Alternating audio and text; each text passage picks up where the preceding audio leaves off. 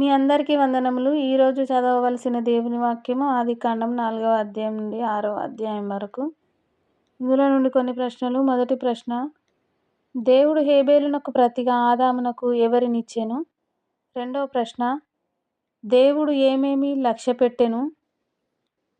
మూడవ ప్రశ్న, హానోకు దేవునితో నడిచిన తర్వాత దేవుడు అతనిని ఏమి చేసెను? నాలుగవ ప్రశ్న, దేవుడు వారిని ఎప్పుడు ఆశీర్వదించెను? ఐదవ ప్రశ్న, అయితే దేవుడు అతనితో ఏమి స్థిరపరచెదనెను? ఆరవ ప్రశ్న, దేవుని దృష్టి యందు ఎవరు కృప పొందిన వాడాయెను?